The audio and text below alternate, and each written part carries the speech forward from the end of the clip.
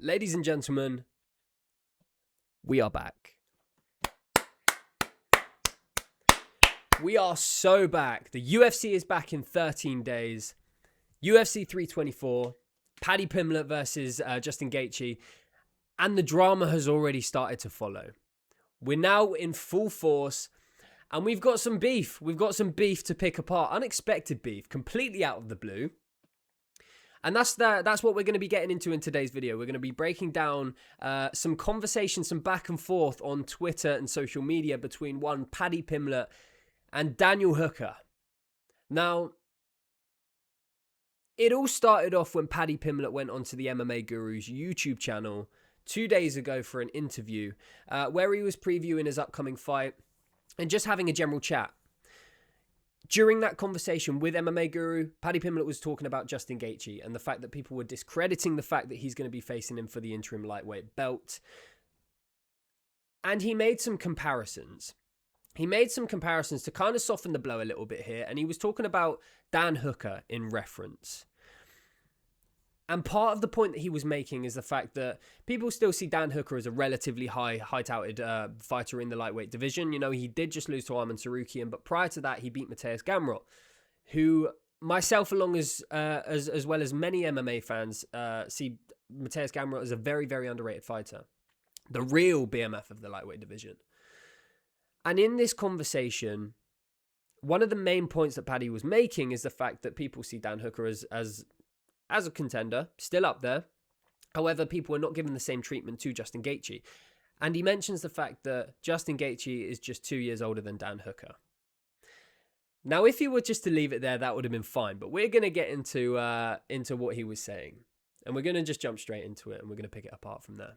People are saying, like, Justin Gaethje's older than that lad. He's 2 years older than Dan Hooker. So as I said, this is the main point he was making. People saying Justin Gaethje's older than that, but he is 2 years older than Dan Hooker. Now, if this was left at this point, as I said, that would be fine. You move on with the conversation. No one would really say anything. You might get a tweet back from Dan Hooker. Probably not. Because something like this wouldn't really affect most fighters, right? But it's what he says next, which is the crazy part. So we're going to roll it. That's true. Dan Hooker couldn't grapple a fucking rapist off his ma.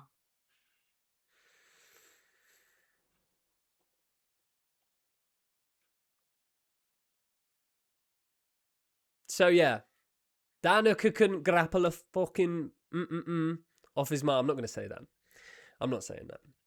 So yeah, this is the point that Paddy made, which is pretty fucking crazy.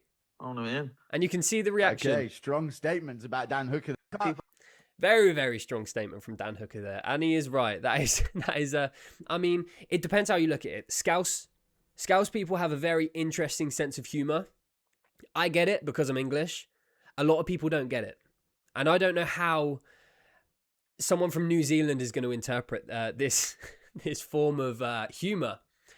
And it makes absolute sense for someone to get offended at this. And I mean, I don't know what time of the night this was. I don't know what time of the day this was in New Zealand, but Dan Hooker's phone was obviously going off because people would have been sending this to him left, right, and center.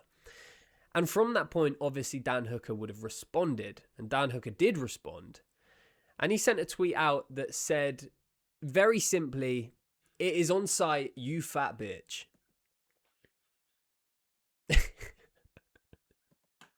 We are so back. So Dan Hooker said it's on site when he sees him, right? Now, we didn't just stop there. There was a follow-up. There was a follow-up tweet that Dan Hooker sent after this, which read, "Ain't said shit when we were face-to-face. I thought we were mates. But you're not a very good mate, are you, Paddy?" Once again, if it was left at that stage, water under the bridge is what it is. Paddy said something crazy. 2 tweets, move on. And in reference to, we'll get onto this next bit in a minute. We'll get onto that in a minute. But in reference to what Dan was saying was a backstage interaction between Paddy Pimblett, Shamrock, shout out Shamrock, friend of the channel, and Dan Hooker, where they were having a little conversation, and they were talking about the fact that if you're below Dan Hooker in the rankings, he doesn't care. You can be friends, it's fine. We're cool. The second you get above him, he hates you. And he's going to say this himself. We're going to play the video. No, he was number 7. You know, I don't actually give a fuck. I hate everyone. I hate everyone ranked in front of me. He doesn't give a fuck and he hates everyone ranked in front of him. You know what I mean? Yeah, lads, so you can like me then. And then Shamrock, he chucks in, you like me then, because obviously he's not ahead of Dan in the rankings. If you're behind me, great luck. If you're behind me, great friends. Great bloke. And as you can see, dude, these guys are having fun. These guys are having fun. They're not at each other's throats. There's no, you know what I'm saying? There's no aggression here. Great bloke, absolutely love us. Great bloke, absolutely loves yous. If you're below me in the rankings. Second you get above me, I'll fucking hate your guts. The second you get above me, I'll fucking hate your guts. I hate that your head's attached to your body. I hate that your head's attached to your body. So, they're playing around. They're having fun. This has not got serious. This is not like an impulsive, angry, feudy situation. This is not. Everyone's laughing. Everyone's having fun. It's banter. Style. I like the style. I like your style. I like your style. Paddy Pimblett's saying that he likes his style. So these guys are chopping it up, man. These guys are having fun. So that's what he was referencing in the start of this tweet. Now, after this, and this is where it seems like Paddy definitely touched a nerve. And in Dan Hooker's eyes, this went beyond a bit of friendly banter. Because Dan Hooker, after that point, said, R.I.P. Ricky. For those of you who don't know who Ricky is,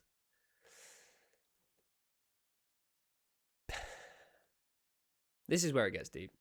I mean, it already got deep, but it was a comedic thing at the beginning, right? Or it wasn't. I don't know. It's all up to interpretation. This is all up to interpretation.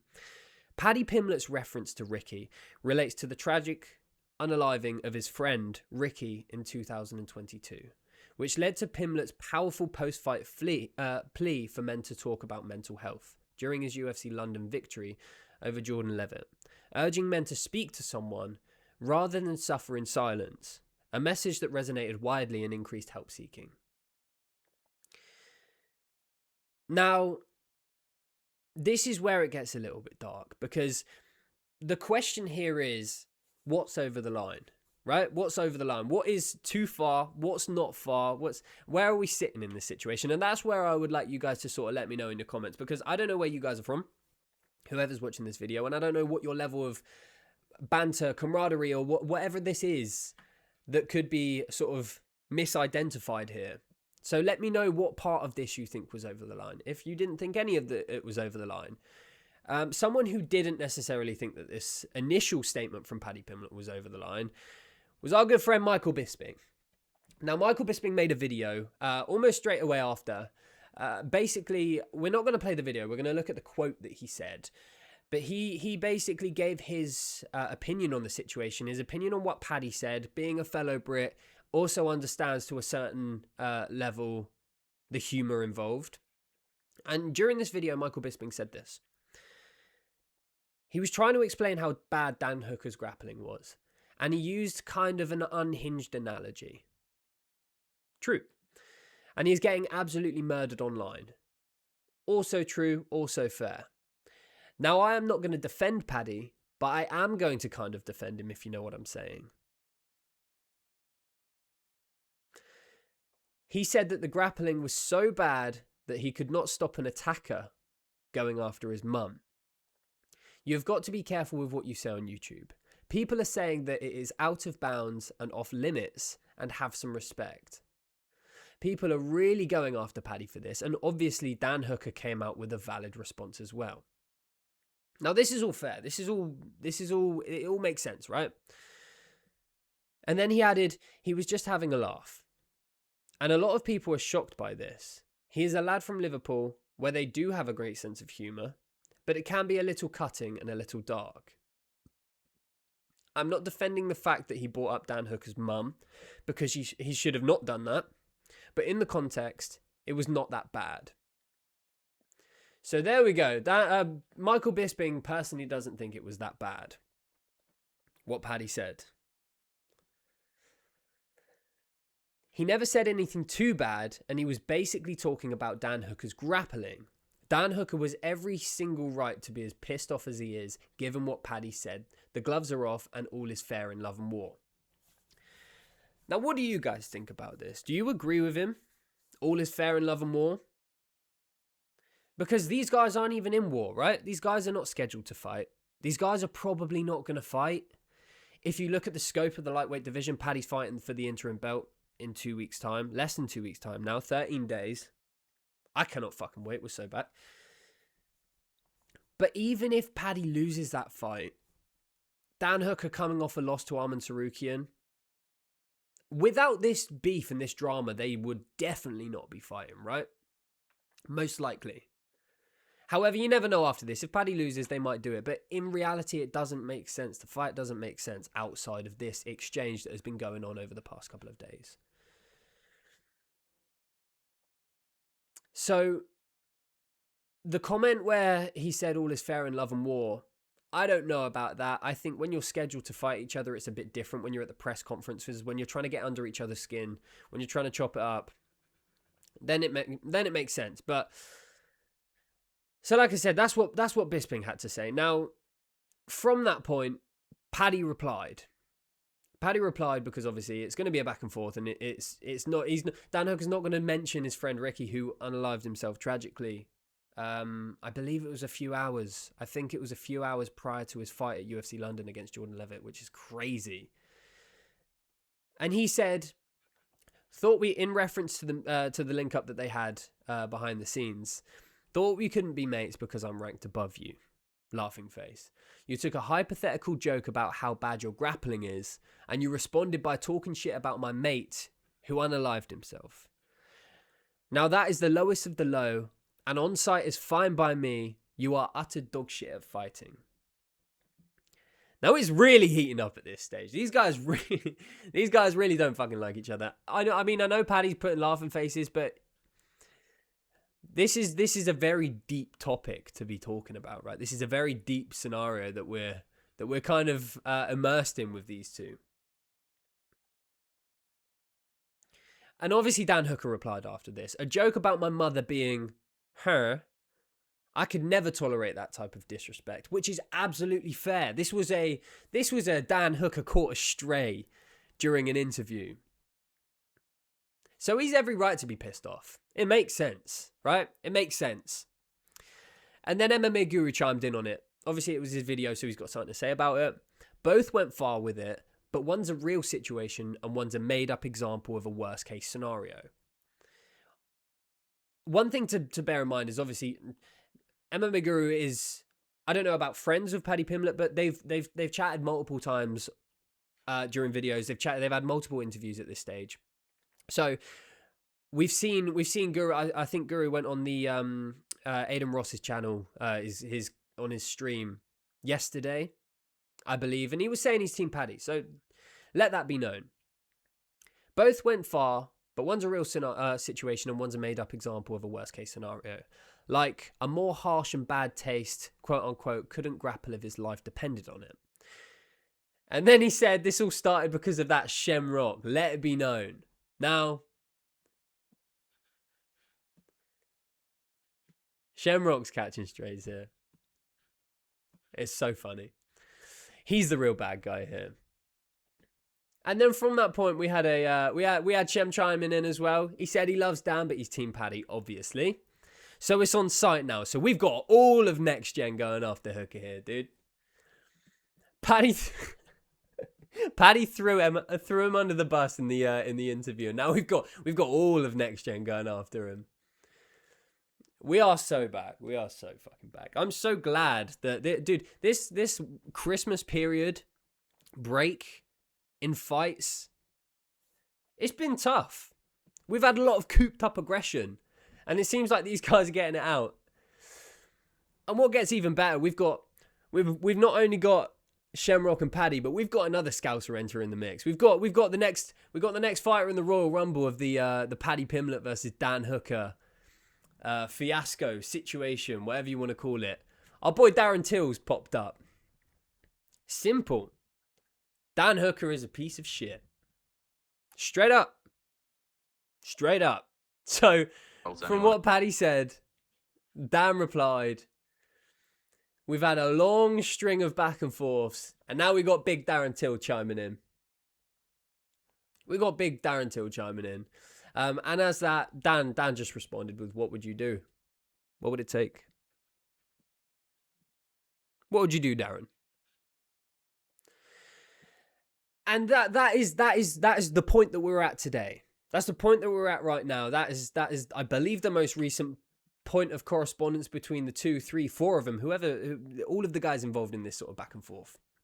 But I want to know from you guys. What your overall thoughts are, right? Me personally, my sense of humor, I'm a big guy. I'm a big guy of shock factor. I enjoy shock factor. I enjoy listening to hearing things that probably shouldn't be said, but they're said anyway. I mean, MMA Guru's chimed in on this as well. And he has continuously said that the jokes that hit the hardest are always the ones that you can't say. And this rings true for me. You know, going to school in England, that's our kind of banter. And obviously different countries have different kind of banter, and different countries have different forms of humor, what you can and can't say. And for a fact, I can tell you that going to school in England, going to school in Britain, the humor that you get, there's a lot of your mum jokes, there's a lot of this, there's a lot of that. Now, I know for a fact that, I mean, I can only account for some movies that I've seen, some TV shows that I've seen over in America. Obviously, we're talking about New Zealand. This is different. But in America, it seems like the second you mention anyone's mum, it's on site straight away. People are swinging, which has always been funny to me because it seems like just such a flip switch moment with a lot of these guys. Over here, we don't really operate that way. You can say things about mums. You can say things about dads. You can say things about family. And a lot of the time, people won't actually really give a fuck. But when you're on the global stage and you've got millions of followers and you've got hundreds of thousands of people looking at your tweets, if you're throwing these things out, sometimes it's a bit mad. Sometimes it's a bit crazy. So I want to hear from you guys. What do you guys think? What part of this was too far? What part of this was over the line? And what would you have done in this situation? And at this stage, we're going to wrap it up. It's not going to be a very long video today. I want to be making multiple videos over the week. I want to try and get as much content out as possible because I'm aware that skin in the game is a big thing. And you only get skin in the game after continuously posting. I mean, on my Instagram, I think I've posted within 4 years, I think 5,000 times, which is pretty good. Not bad going. Or we're approaching 5,000. Or we might have hit it. I'm not too sure. I've got to double check. But, like I said, this is going to be the end of the video. I did just want to mention, because I haven't really plugged it on here yet, because I've only had one video out before. I've got a shop. You know, we do t-shirts. This is one of them. Underdogs. Make your money. And we've got a bunch of t-shirts. So if you want to help support the channel, you don't even have to buy any. Just go and have a little check out. Because I'm quite proud of the things that we made. I mean, I'm a one-man band here. I do everything myself. And yeah, I'm trying to build this. I'm trying to build this on my own. So I would really, really appreciate if you guys can just pop over, have a little look. If you like it, feel free to buy. If you don't, do not feel pressured to. I'm not here to pressure anyone. But yeah, it's more of an introduction because I haven't spoken on it yet. So feel free. And also, while we're on the topic of supporting the channel, if you haven't already subscribed, please consider subscribing to the YouTube. I'm going to be making many, many, many, many, many videos going forward from this stage on.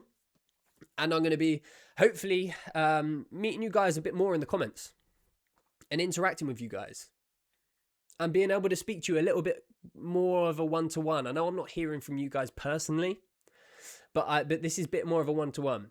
We're not going to waste any time on the outro here, so thank you very, very much for watching. Like, comment, add, subscribe, hit the bell. Like I said in the last video, means that you get notified whenever I post something, which is cool. And as always, thank you very much. Thank you for watching the video. I hope you have an amazing day, and I will see you in the next one. Goodbye.